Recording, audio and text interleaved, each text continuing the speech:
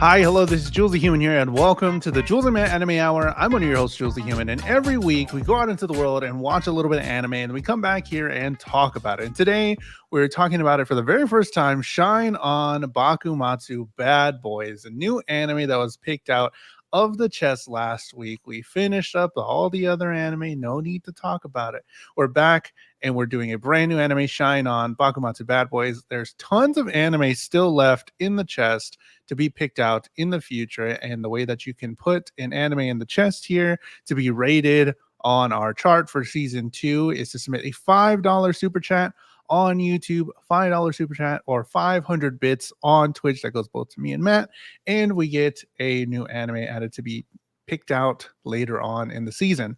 I don't go on this anime journey alone. I go with my co-host Matt Galley. Matt, how are you doing this week? I'm doing very well. My head is so full of historical facts right now, of different relevancy levels due to the show that we're watching. We ended the podcast last week, like finishing a show that we started kind of on positive, notes to a certain degree, ending in disappointment. And man, I was really looking forward to starting this one, and just right off the bat, it just kind of has become a struggle. Oh, really? Yes, it has become a struggle and a task to get through this one so far. Man. We're gonna talk about it, but we're gonna talk about it. I didn't think it was that bad, or I didn't think it was bad.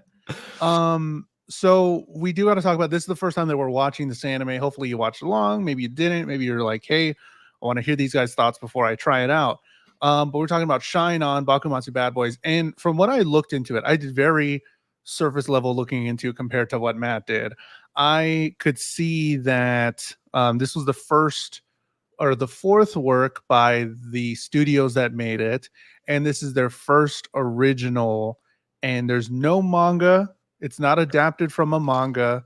There's no other. Well, now we know that there possibly is some references to other things, but so far this story is an original story, and it's the first time doing that.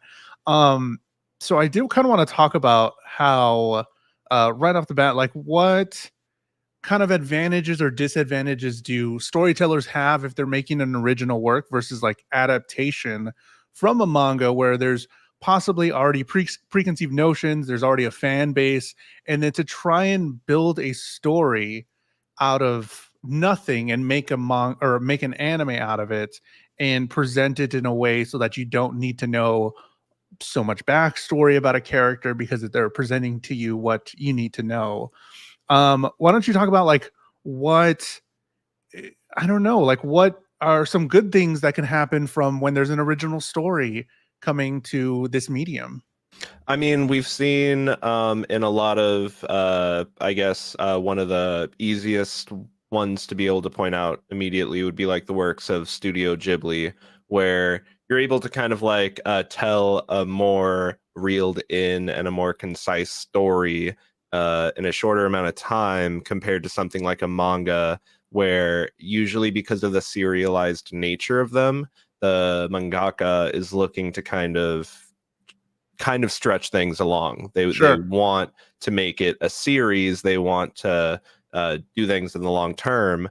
And sometimes they have to. And sometimes they have to because of deadlines or contractual obligations and such.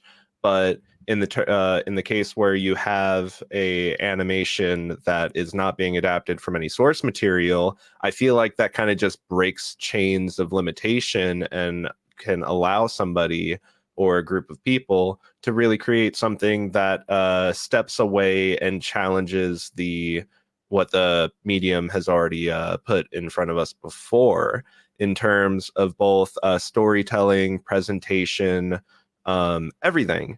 I guess where the show loses me is where it starts to feel as though it seems like with how it um certain and at certain times when it's with its presentation, it's like doing things that evoke manga paneling and stuff like that, and to me that feels like the show already like trying to self-impose restrictions on itself.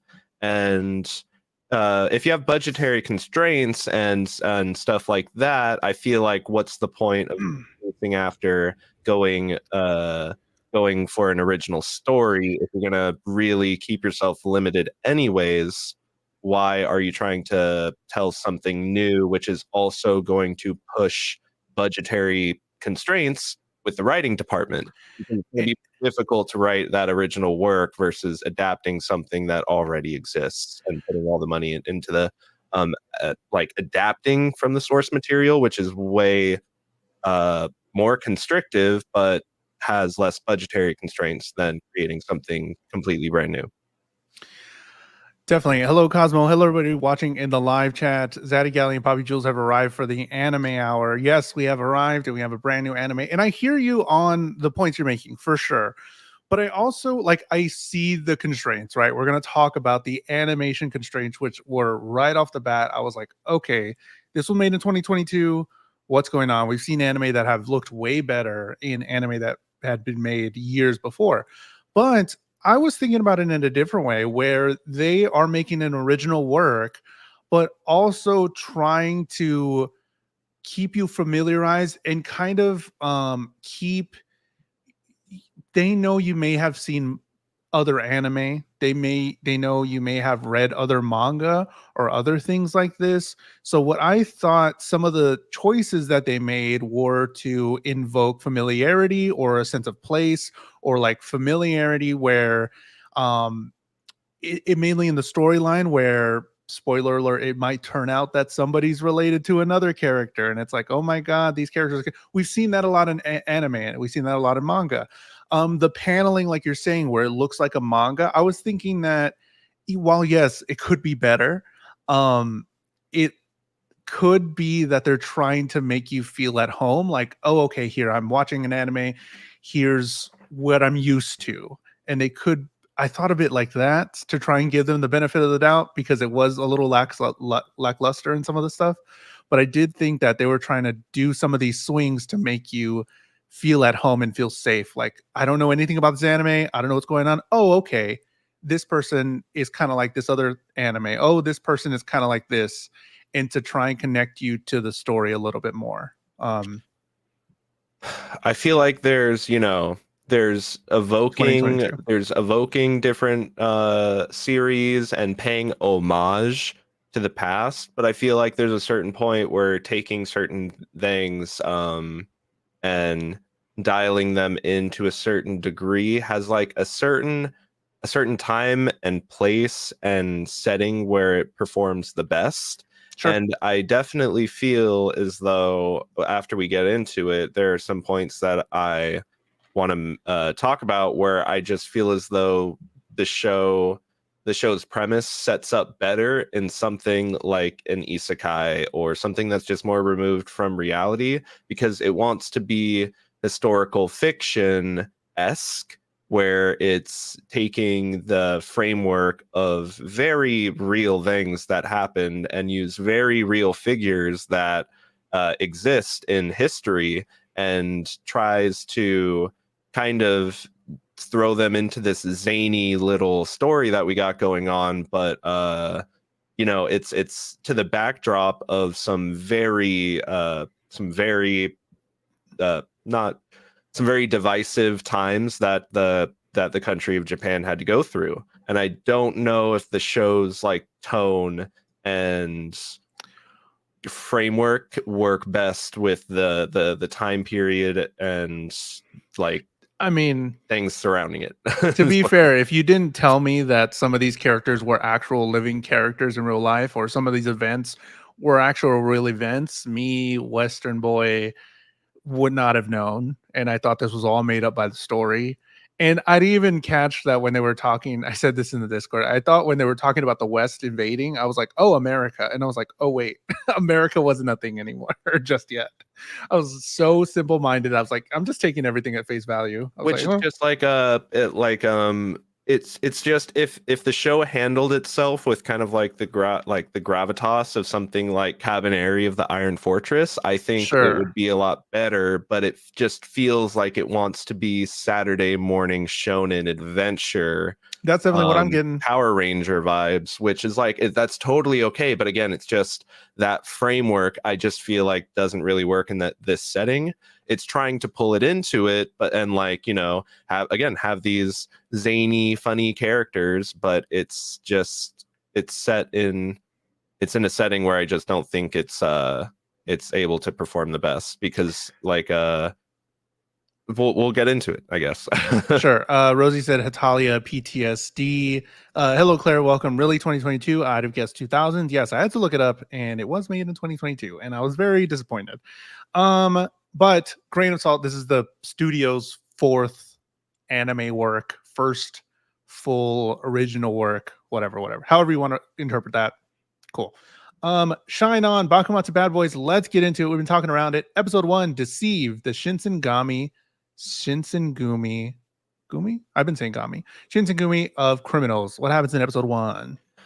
So we meet Ichiban Boshi, a Hell yeah. samurai, self-pronounced samurai killer, as he's about to be beheaded. Todo Heisuke, the 8th unit captain of the Shinsengumi, a private military group, offers him, alongside a group of criminals, the chance to join as substitutes for his fallen comrades.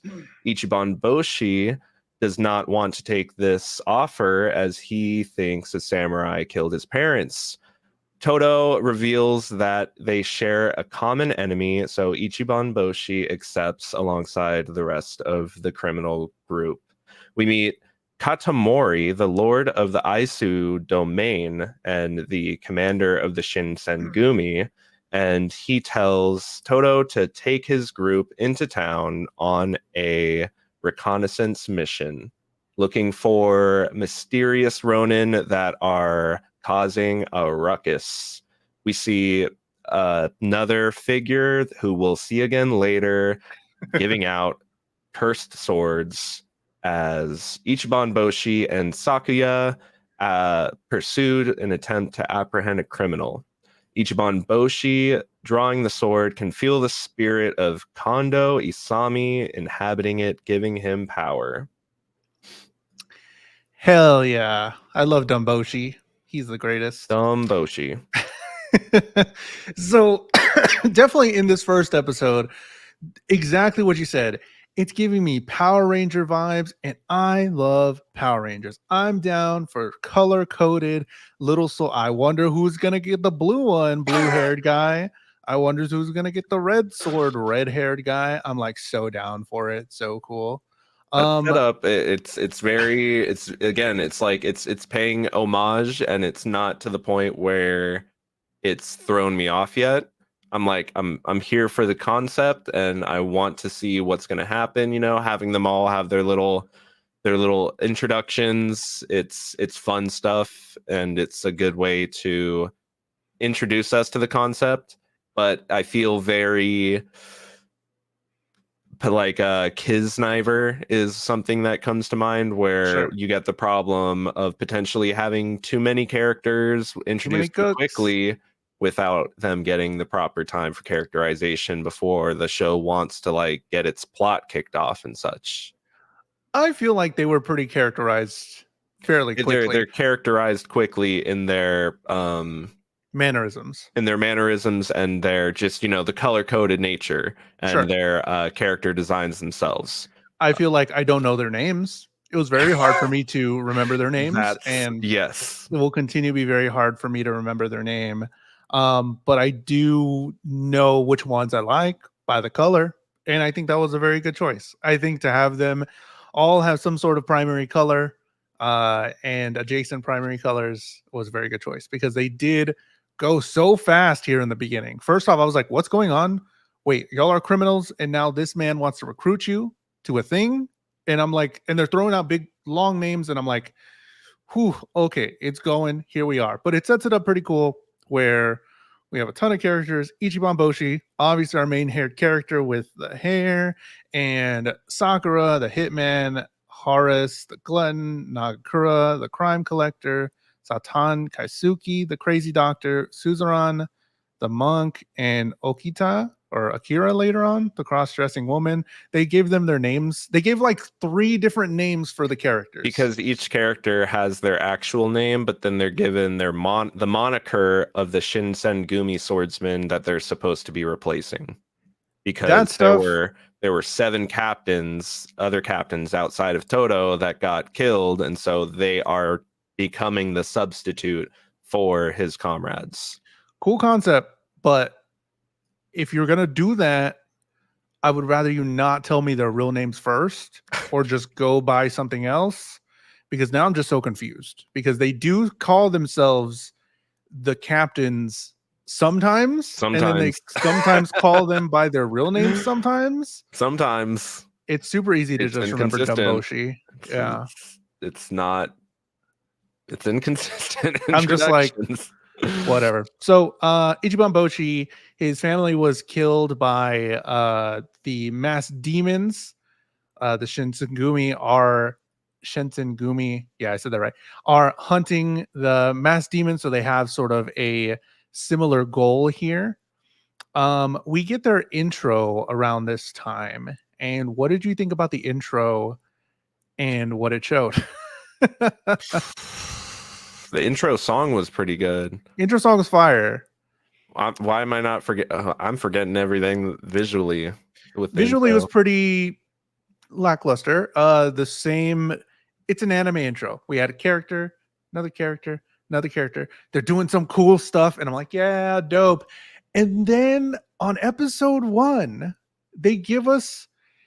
I don't know if they did it because it is an original anime, or because they think I'm dumb or something. They show the yellow-haired character that we don't know their name just yet.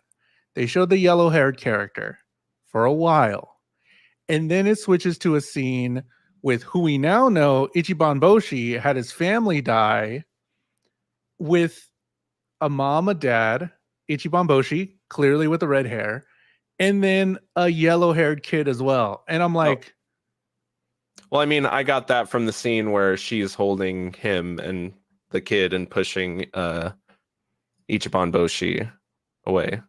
Oh, I didn't get that. Okay, well then you're smarter than me, because I was watching the intro. I didn't notice it in the intro. Yeah, I was watching the intro for the first time, and I'm like, during the intro, man.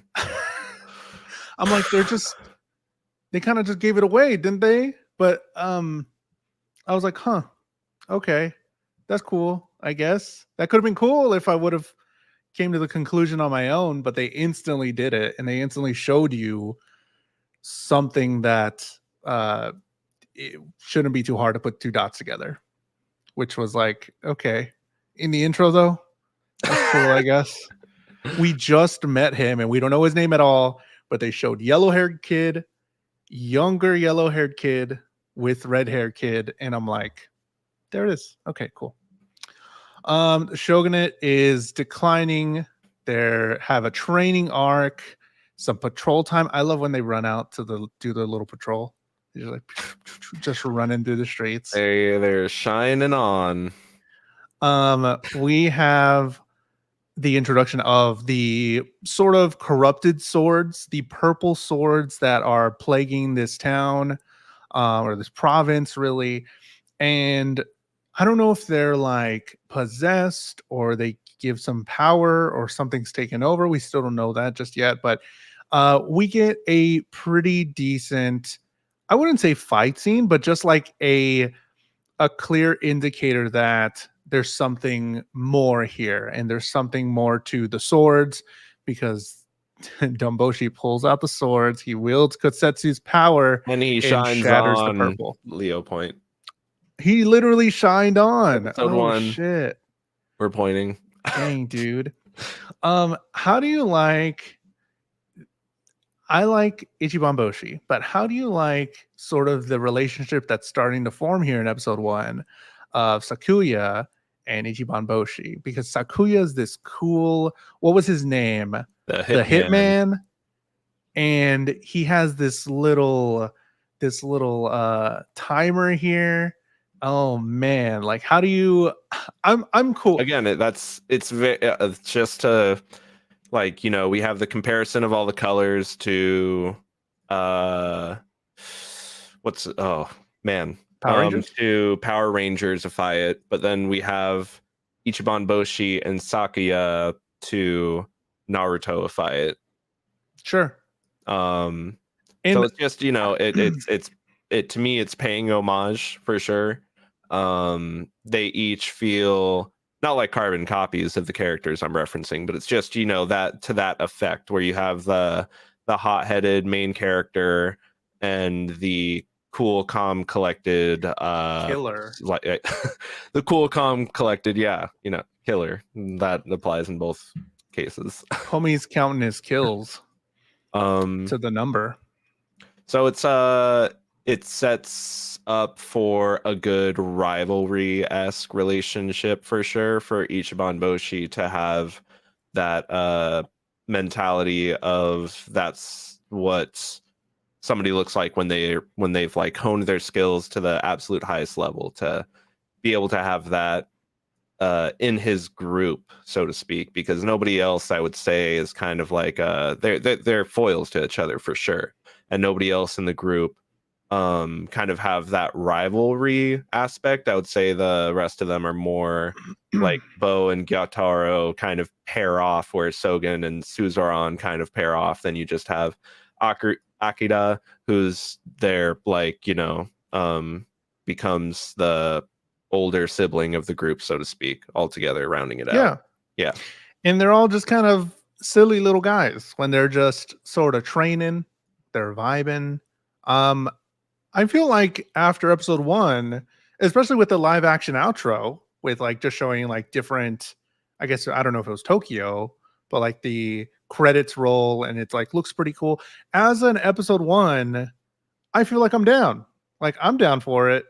Seems fine. Did you have any issues with episode 1 as like a one I don't think I had any. introduction? I don't think I had any big issues with episode 1. Did it Not at capture all. your heart?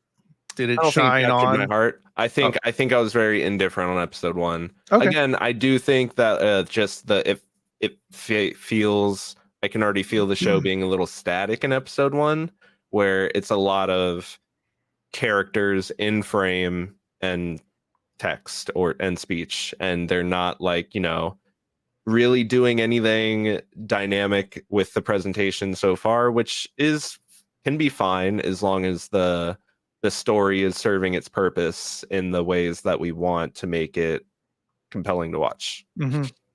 Yeah, I mentioned that too when I was just watching it. It just felt like it was characters in front and background was super flat for some reason. And it happens a lot. And I don't know, I haven't looked through the actual screenshots you sent me, but a lot of the time I was just like, it feels super flat, like they're paper, kind of Hmm. just like paper on paper.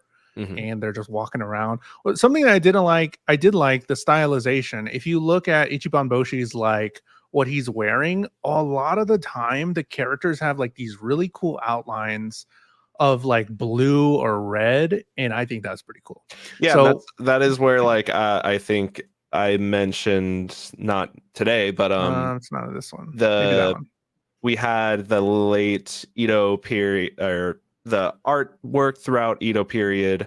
Some of the more colorful art pieces, it just feels very like evocative of that style of art. Sure. I should have put the picture that I put in the Discord in the mix of the screenshots. But yeah, it feels like it's trying to do something with it, but it, again, like, it's, when I just think about some of the high points that we've had before, and I'm really thinking on Cabaneri again, it's just some of those still frames that you had where it just looked like like a Movie. painting, like a Yeah. painting that was moving, where I feel like the show could have just been a little bit more unique in its not in its, I guess, yeah, in the art style, to really take it over the top with what it was trying to do. Instead of it just being a filter over the screen, try to come up with some sort of technique that just pushes it into the direction of it being completely unique in its entirety.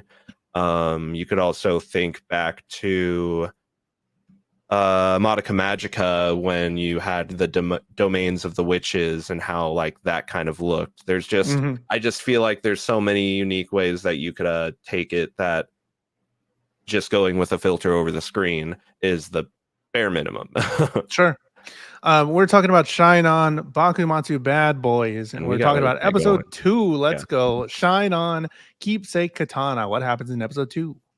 Ichiban Boshi explains how he felt the power of Kondo in the sword. Toto explains how after his group was dismantled and killed, it may be that their souls are now within the spears. The next thing they get tasked with doing is investigating an area in the surrounding domain. We meet a new character, Suchi Mikado, who's the head of the family and also the boss of Matsudaira Katamori. So the big boss. He immediately identifies Ichiban Boshi and Sakuya as two people to keep an eye on. We meet Sakuma Shozan, a retainer of the Matsushiro domain and an actual historic figure.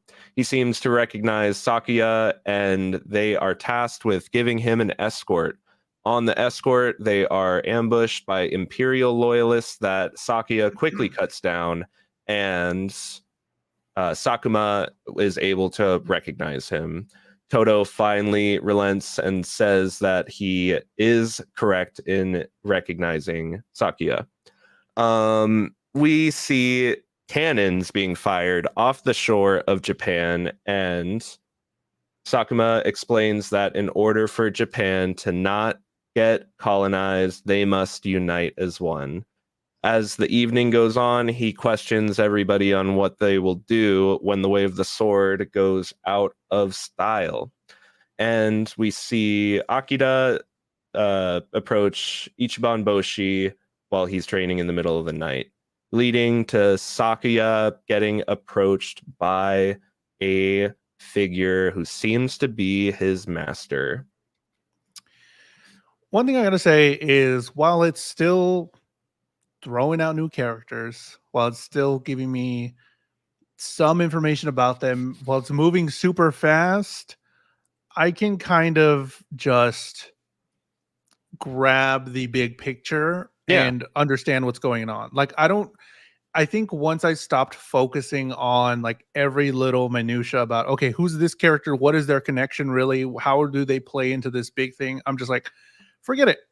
It's confusing me. And there's too many people here. What is the main story? What is the core thing? They want to help, but there are these people in the way. There are some shady people there somewhere that we don't really know about. Um, they have powers, and they're really trying to, and they gave it in this sentiment here that Japan must unite as one. That gives us a pretty clear indication where this might go. So I'm like, when you're grabbing at the bigger picture, I'm like, okay, this makes sense. This is fine. And it also has the little interconnectedness with all the different characters in the group. But big picture, I get what's going on. If I try to focus on the little stuff, I'm just super confused because there's so many characters going on. There's so many connections to everybody. And I'm just like, I don't know. I don't know. So I don't want to think. And I feel like this one, I can just kind of just not think. And I'm like, okay, fine, whatever, go for it. So that's why I think like the pacing is fine for me. The main issue with the pacing for me is in so many characters being introduced every episode and not knowing how they connect, talking. I yes. forget some people. I'm like, who's They, that? they just and you have one-liners of the characters just going like, he's our boss. Just don't forget it. it's just like, sure, but like, I don't remember your face, man. I have facial blindness. why is he our boss? Like, what are we working for? They like, I just, I feel like we lack the contextual like reason to actually care about them as a group coming together, other than for the sake of they're a group that needs to come together. Also, Why should we care?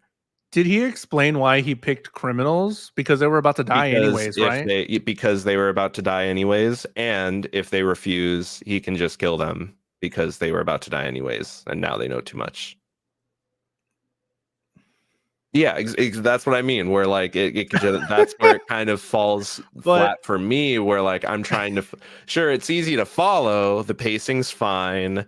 The animation isn't abhorrent, and it's not doing anything that's like actively making me go like, ugh, why do they put this in anime? But at the same time, I'm just finding it hard to like really find a way to connect with the show and care about these characters and what trials and tribulations they might go through. If it wants to not be this if it wants us to not care and it wants them to be these just only surface level vessels for the plot to move forward, that's fine. But then we get these little flashbacks that start to constantly increase in their repetition, where it's like, yeah, you showed me this already, I get it. And then, at the end of this episode, we have Ichiban Boshi approaching Sakuya at the start of the next episode. The stupid age-old Shrek thing of Shrek hearing Fiona just say part of the whole story, and now we have a Ichiban Boshi and Sakuya, like a wedge driven between them. After in this episode, we had Ichiban Boshi standing up for Sakuya, saying, "Hey, this is a good guy. He's part of our group. He's important, and I don't care about his past." And him immediately going, "Whoa, that's your past, bro." And I don't know. I get lost somewhere along the way where I'm just like, now I just feel like I'm getting dragged. I mean, in any, I don't know. I guess the time disagreement. Like, just don't tell us, the audience, that's actually what happened, and then the revelation from it later will actually hold weight. But when us, the audience, know the full story, and then a character doesn't, I feel like I'm just being cheated out of it's like, for the sake of the character not knowing. Just okay. keep that information hidden from us, the audience, and the divide will act like, then you have the, well, why? Like, why did he do that? But we know why. I can agree with that. Wasn't a good person. He was doing very bad things. Sure, I can agree with that. I definitely think it would have had more weight if they would have done it where we didn't know the reason. But what I was gonna say was, like, I know the times are different, but if I heard you killed your father, I'd still be kind of apprehensive about it, no matter the situation. Yeah, I'd just be like, hold on, hold on, wait, what's going on? It's like after you grandstand saying that, like, we're all damaged goods. Sure, we deserve. We are all criminals. Start. Yeah, exactly. We are all criminals in this together. You're a criminal. Oh wait, you killed somebody? My bad. I was just stealing food over there and trying to get by because my parents died. But you mean that number that you say after you kill somebody, increasing every time you kill somebody, is the number of people you killed? Now I have some. Now we got to talk about this. I mean, we had Saitan Kazuki, the crazy doctor, asking for people's bodies and stuff. So like, you're not like, we know we're all criminals here. Like, let's not be dumb and play dumb about it. We like, bro, you should at least accept him there in that instance. Be like, well, man, yeah, we're here now though, and now you have, like, because we've seen Sakuya be like loyal to his group and his friends so far, and Ichiban Boshi is just like, no. There's a few times where, like, I mean, by the end of these 4 episodes, at least, there's a few times where Sakuya, even in the last episode, like, he managed to save Ichiban Boshi by like pulling him out of harm's way. So it's like, that would be enough for me. He has that mentality, even if he doesn't say it. He's like, I'm not just going to stand there and let a member of my group die. So we at least have that baseline respect. Yeah. You had mentioned that about some of these characters, how these are real people. I don't know if you wanted to mention about any of the things that you found out about them or any information that could pertain to the story later on or I anything like that. mean, I don't know if you with what you looked up. I guess the most prevalent thing for me was Sakuma Shozan, because the whole thing uh with Bakumatsu, it was the final years of the Edo period when the Tokugawa shogunate was coming to an end because of pressure politically and military from the Western world. Japan finally, the shogun finally made the decision to open its borders, and that led to a bunch of political divides, and political and ideological divides, because up to that point, Imperial Japan was very isolationist. And this character, Sakuma Shozan, was an actual figure in Japanese history who, like, from the teachings of the Western world, he was able to like learn how to make like telescopes and glass and all of these different Oh, things in Japan, and he was a advocate for opening up the borders. And the shogun created the Shinsengumi to like protect the shogunate political allies, because they were starting to being assassinated by people who fuck. disagreed with that, and that's what basically led to a civil war in Japan. And it's just like for me, like, he's getting an escort to a port, and from what I understand, he was actually at a certain point in time he tried to flee Japan because he was worried for his life, and he was arrested for that and given 9 years of house arrest. And even up to and after his house arrest, he was still studying and researching and stuff. And it was while he was uh, being led to Kyoto, his retainers like trailed behind too far, and he was assassinated in broad daylight Oof. with a sign put out explaining why. But he was the person that coined a term, which was, I lost it. Oops, I Hello, lost it. Ping. But he coined the term Japanese spirit Western thinking. It eventually became translated into, if I'm not Okay. mistaken, which up to this day is what Japan uses in terms for modernization and adapting things into their culture. Japanese spirit, So Western thinking. s- so seems pretty important, and it was kind of a cool nod then that he had the sunglasses and he was like, here are I made these, and I was just like, oh, this guy's kind of quirky. I get it, it's in the earlier period, so maybe he did come up with glasses, but like now it makes sense that this was an actual person. And if this manga or anime is shown to me in like history class or something, I'd totally be down to watch it if it has like some allusions to actual real life characters. If that was the reason behind this anime, I'm down for it. I'm like, cool, let me learn about some history, because we don't know what's going to happen next, if it's going to dive even deeper into that or get into like the political stuff. But if as an somewhat educational, tangentially educational thing for a teacher to play in history class, I think it would be pretty cool. And it's fun. The phrase was originally Eastern Ethics, Western Technical Learning, which later became abbreviated into Japanese Spirit, Western Technique. That is the correct phrase, which they Wow. still abide by today. It was a very big thing for this country that had largely just been, you know, keeping it to its own devices to come to the realities that the world was simply outpacing them and becoming too big. It was damned if you do, damned if you don't, because you open the borders and differences domestically lead to civil war, or you keep the borders closed and the people with cannons pointed at you start to actually fire. So it's just it's again like yes, the historical relevancy and like adjacency can create that sensation of, you know, I know that figure and such, but then when you take him and you have him like throwing a little tantrum because he's too tired because they traveled too far that night, it's just like like Yeah, you're characterizing them as a character within the context of this show. But it already like it I guess where it disconnects is where the Shinsengumi are supposed to be taking up the monikers of people that they're fighting for.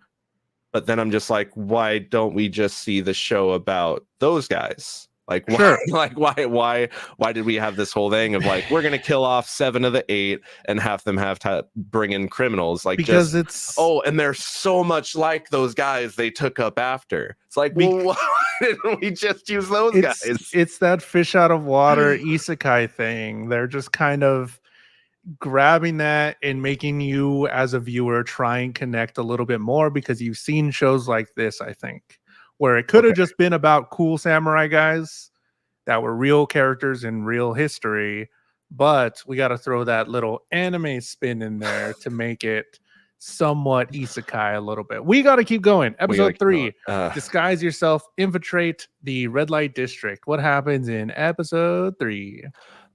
In episode 3, we see. Oh, I lost my notes. Oh no! This is the worst thing that could ever Sakia. happen. I'm sorry. Wow. Dang, show's over. Show's over. I don't Ended. remember what happened at all without Matt's notes. We see Sakia taking out his sensei, his previous master. Ishiban Boshi is shocked by the revelation that he killed his father. We see Akira and their past trauma before everybody gets tasked with investigating into the presence of names. Oh my goodness. I almost have it back. Katsura Kogoro. So they are attempting to investigate into the presence of Katsura Kogoro, and they each come to the realization that they're in this brothel by different means. Everybody gathers information. Ichiban Boshi and Akira are almost stuck in hot water before everybody comes to the rescue. Akira takes out who turns out to be a Katsura Kogoro impersonator as a geisha who reveals themselves to be a cross-dressing geisha, leaves and tells Akira that they need to take it from there. As everybody's resting that night, Gyatoro and Bo are snuck up on in an assassination attempt. It gives me just enough to want to keep watching because, first off, at the beginning, we have this sort of fight with Sakia's master, sort of, or someone that he employed him. We can tell by the number that he's on is like 2 times as much, 1,700 and something. He's killed a lot more, but then Sakia is just immediately able to take him down. What I don't like about the anime is how short the fight scenes are. I wish they would have done something where it feels like every single time they kill somebody, it's in one shot. And I'm just like, okay, there's not an actual fight here. It just kind of happens. And Yep, then it's just over. a development. It doesn't make an event out of it at all. Yeah, and I'm just kind of like, okay. But the thing I do like is the continual characterization. We have Akira's backstory about how she was who she killed attackers that were trying to take advantage of her. We have the characters sort of being in places that they've been before, knowing people, and it gives more to the sort of environment that they're in. Like, this is a lived in world, sort of, and it's giving me a little bit of that because of how the characters interact with other people that they may have interacted before off screen, and also how they're interacting with each other. I really like these two together, purple and green. I love them as a couple. They're dope. They're fun. The monk, the weird doctor, and it's just an odd couple sort of thing. I like it. We get the whole brothel scene with all of them coming together. Another thing I really like. I don't want it to be super down on this show. Sure. So another thing I really liked is how they all arrived at the same conclusion whenever their leader were like, "What the fuck are they doing? What are they? Where do they go? What? Who are? They're just walking over there. What's going on?" But then they all come to the same realization, same conclusion. They all meet up at the same spot. And I'm like, "Oh, that's nice. That's fun. I like that." I'm like, "That's cool. Whatever." We get a character in disguise. This geisha was so dope. Turned out to be the person they were looking for. So it's giving me just enough. It's not filling my cup though. I'm still a little thirsty, but I'm like, this is the priest has an Again, electric it's staff like now. it's all stuff that I like and I want to be seeing, but like I don't know. I don't know if like that. One thing that like that by the end of these 4 episodes, I'm just not enjoying looking at this show, man. I just Oh, don't like looking at it. It's not interesting yikes. visually. It's not doing enough with this audio visual medium visually to keep me like engaged. Like Dang. the whole they all come together and stuff. It's like even if it's just for one moment, give me something where like some of them are actually coordinating with each other. We have the Avengers with no team up attacks. Like do something with them as the group, or I don't care about them as a group. Like there's no engagement with that aspect of it for me. And again, it's because the fights aren't events, they're just developments. They're beats for us to get to as the plot demands it. Get to it. Come off of it. So yeah, like Repercussions of it. I feel like I'm ripping on it a lot, and it's like it's just I think where I'm at is just I'm disappointed with the amount of potential that I do see with this show versus the execution in the anime that we actually get. And I see people like giving it 5 stars, and I'm just like, I can tell you right now, that's not five-star quality for me. I'm left, like you said, I'm left with my cup with some stuff in my cup, Excuse me, but waiter. Excuse me, yeah, waiter. this, Can I get another one, can please? can I get my cup full? Can I get my cup half full? Sure. I mean, I guess I'm pretty easy to just be done away with the silly flares because I'm like, yo, the priest has an electric staff. Fuck it, bro. That's cool. Taking a part of the blade there. Akira sort of finding her purpose a little bit. And I'm like, oh, that's dope. Because we saw the Akira sort of flashback in the beginning. We get this. Katsuro, like you were saying, was the geisha in disguise. That was pretty fun. Ping says, what is a good execution an anime has done in your opinion? The thing is that each genre, each type of Good anime question. has a different execution that needs to be handled in different ways.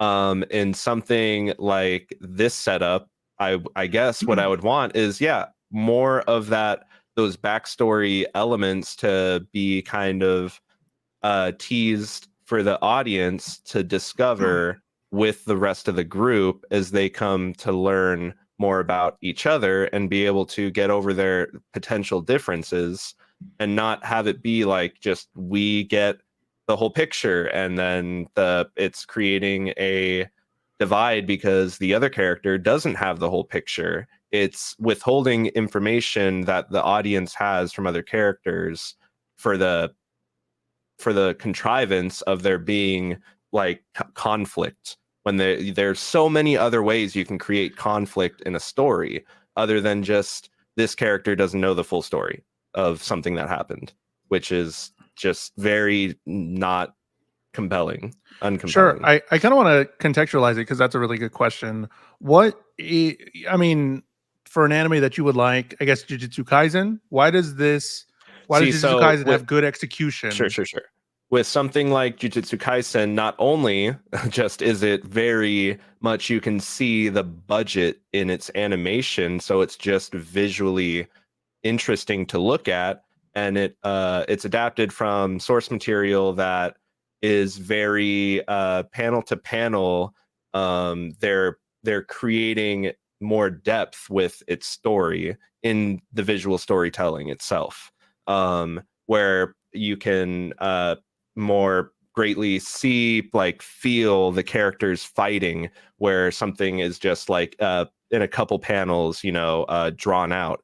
Something like a shonen, I feel like the fights themselves are just taken and turned to a degree that the visual and audio nature of it itself, even like something like Fire Force, like the audio in Fire Force is its own character. Yeah. It's so something like that. That's what I would say, is that it's the animation that really goes over the top, and the budget gets dumped into it because it's adapting something that already exists. So they don't have to And focus on fleshing out the story itself. They're fleshing out what's happening between the panels with fights, and and that's I where you feel the think budget. and I think with this anime that we're watching, Shine On Bakumatsu Bad Boys, is that it feels very shonen or manga adjacent, to where we want that fill in portion where we want not so much, I guess. I mean, I would like more fighting, but it's not just about that. We want more animation stylized to show movement, connection.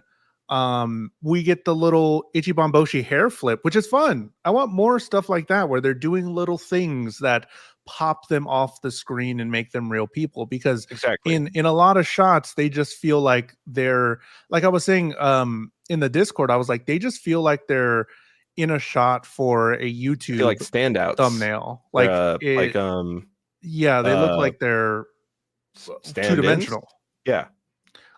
So I think not even just the fighting, I want them to have three dimensions to them, Yes. because it feels very flat, And and static. the animation is not executed well. And I really, I mean, the lack of fighting's fine, but when you're giving me samurai swords and super cool stuff, as far as like what the swords can do, the concept of having different kind of swords, as far as like the dark purple ones doing something, or having some kind of form, like you would expect more fighting in a samurai centric show, really. Or Um, just, again, the fighting to hold more weight. It feels like, in the first episode, we just get like the one attack coming downfield and slicing through the air, and then Sakuya flips his little timer and like attacks 3 times, and then the guy just runs off, and it just felt so quick. And it like, also that too, the sense of like place and space in this show, it doesn't just feel dynamic. It feels like we're watching like one of those cutscenes out of mobile games, where like they just use little comic fill-ins, and then you get the audio coming at and you.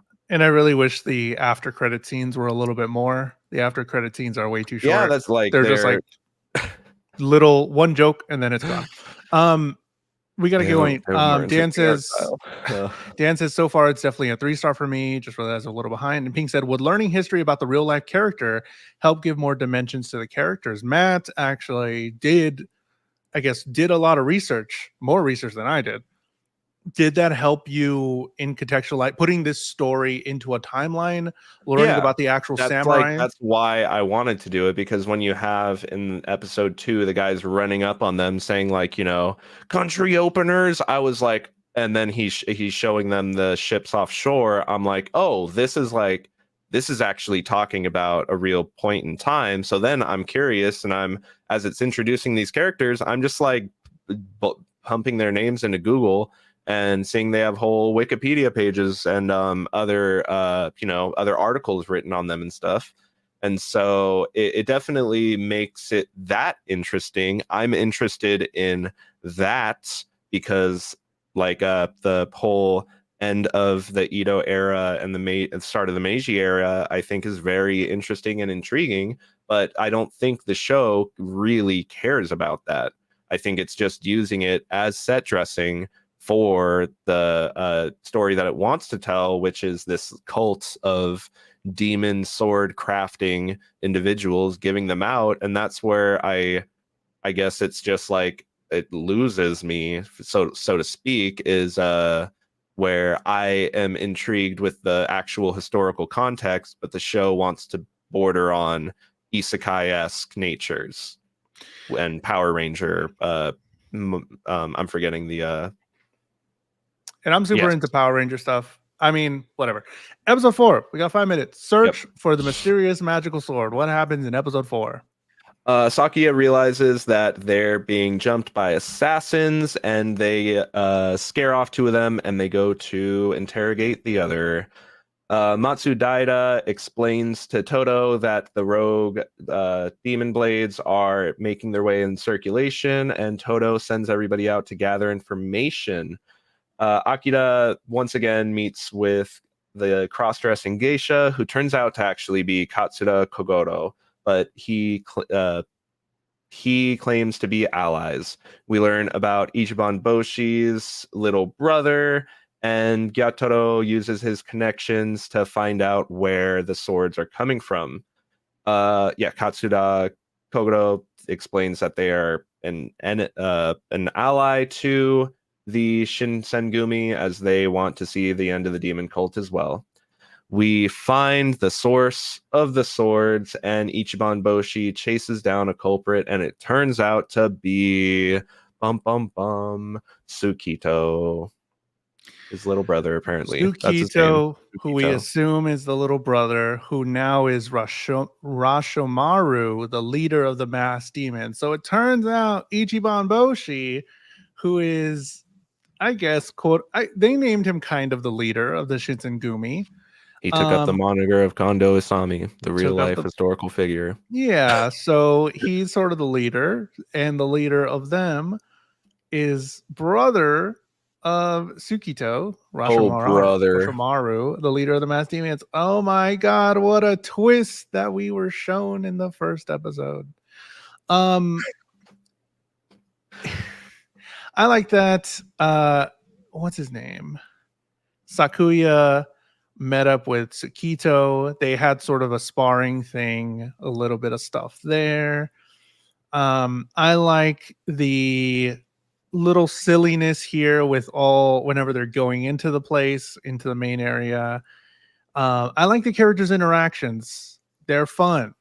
I don't know if I'm super on board with what's going on totally. Again, the animation isn't the greatest. There are some shining lights for me when there's some stuff, but it's not great. But I'm still in the story. I'm still here. I'm still like, okay, I want to see where this goes. It's not super great, but it hasn't done anything that's just completely been like, why? I haven't had any of those moments, and I'm thankful for that, at least, for sure, that its plot is serviceable, and the pacing is good enough to where that's the one thing it's got going for it. The pacing keeps things going, keeps things rolling. But again, I think for me, when I'm going back and just like trying to grab screenshots and there's like nothing visually interesting for me to grab, it just, the more and more I look at it, the more and more I'm just like, I don't want to look at this. It's just, I think that's a first for you, right? I mean, I've had stuff where I'm just like, I don't want to see this, but it's just the nature of the framing and the characters, what they're doing moment to moment, and just it's never really that interesting what's actually on the screen. And I feel like with something like this, like you don't even get like a transformation sequence for them. You get their little swords shining and some geometric shapes show up around their feet. Like, shine on, not transform on. Dude, give me, they're gonna be Power Rangers, but no transformation sequence. Like, bro, okay, at the end of the season, they're gonna all come to one, and it's gonna be one huge sword. Just wait for it. I don't know if it's just me. It might be just me, and it might be the fact that I have so many hours in Total War Shogun 2, and that I like the grounded nature of this time period, that for me it's turning things on its head, just kind of disconnects me from what connects me to this time period, I think it's what I enjoy about it. my lack of knowledge. So I would say actually just don't look up the characters or anything because I'm more in it, I think. From what's yeah, I think just because I wouldn't have known these were based on real people if you didn't tell me. They didn't have anything notating that in the anime. So I'm like, I don't know, they're just quirky, I guess. um I may be just fine with visuals of shining swords and never getting a fight sequence, I guess. But I want it to be good. We're gonna keep going. Episode 5 through 8 We next gotta keep week. going. We gotta keep going. You paid us to keep going. Shine on Bakumatsu Bad Boys. If you want to watch along with us, we're gonna be talking about episode 5 through 8 next week. We're already coming up. The hour has been animated, and watch that before next week. Thank you so much for watching. Matt, where can they find you on the internet? Follow me on my YouTube or on my social medias at it's Matt_Galley. Jules, when we're not here shining on, where can the people find you? You watch me shine on YouTube, youtube.com/JulesTheHuman. If you're watching this on Twitch or on Twitter or X or whatever, I don't stream on Twitch anymore. I stream on YouTube. I stream a bunch of games. We're probably going to be playing more Zenless Zone Zero this Friday. It's been a lot of fun. I've been playing a ton of Final Fantasy. Just finished Stormblood today. Super hyped. So if you want to play Final Fantasy with me, let me know. But you can watch this anime podcast on Spotify as well. Spotify, just look up the Jules and Matt Anime Hour if you want to have something to take in your car or watch later. We have a ton of anime that we've done. We've already on season 2. We've done so many. This is episode 85 or something. We've done so many anime. We have so many anime to go. The way that you can get an anime to be pulled and for us to watch, forced to watch The good, the in the bad, chest. and the ugly. All the anime. We tell you what's good or what's bad by our ratings here. So if you want to add an anime to the chest for us to watch, $5 super chat on YouTube or 500 bits on Twitch whenever we're live. But that was the Jules and Matt Anime Hour. Watch episode 5 through 8 of Shine On Bakumatsu Bad Boys on Crunchyroll before next week, and we'll see you then. Bye. Bye.